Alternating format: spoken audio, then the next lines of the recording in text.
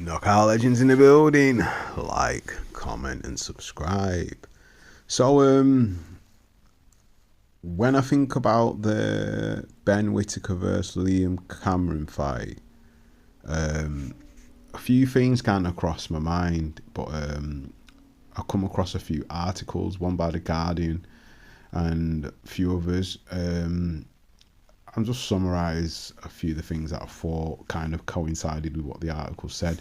Now, when you watch the fight, it is bizarre because the way it ends, because it ended in a technical draw, but because of the controversy over them both falling out the ring and falling on the apron, and then Whittaker being injured and not being able to continue, and then having to be wheeled out of the ring, out of the arena in a wheelchair because he hurt his ankle, kind of gave a bit of voice to Liam Cameron, saying basically in the press, in a post-fight post-fight interview with The Zone, that on his last fight he was a split decision again and he lost, and on this one he got a split decision and he drawed, and he said he was frustrated because he thought he did enough to win the fight.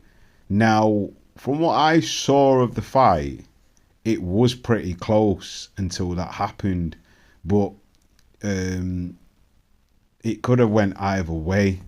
I'm not saying a draw is a fair result, but I don't think conclusively that Whittaker won. But then again, I don't think conclusively that Liam Cameron won. I reckon he did more than Whittaker, but I suppose I'd have to watch the fight again to give my honest opinion, because I don't think I really scored it. But to be honest, I kind of get where he's coming from. But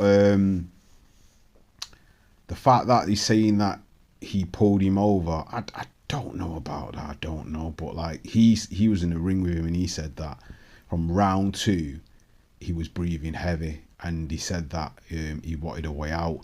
Now, I heard somewhere that his corner, Whittaker's corner, was telling him to throw the fight or do something, fake an injury to get out of the fight. I don't know if his training went wrong or his conditioning was wrong or he had an injury or an illness. I don't know.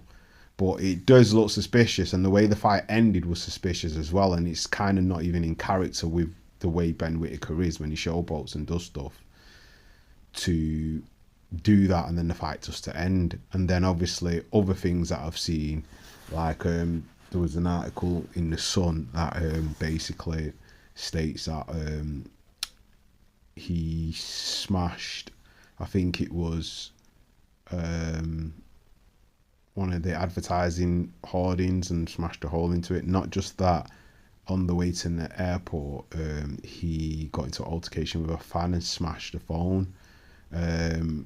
Apparently they had to be split up by security. Then once they sorted everything out, they exchanged details, they sat down and were talking, and I think Acosta coffee, and then basically they parted amicably, and he said he would pay for his phone, and he would invite him as a guest to his next show.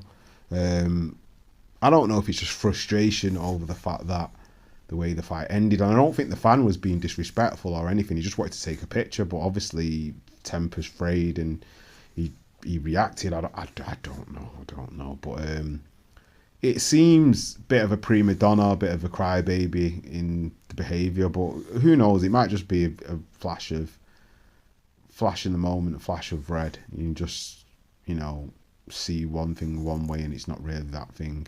But anyway, my thoughts on what Liam Cameron was saying, that he wanted a way out and he quit.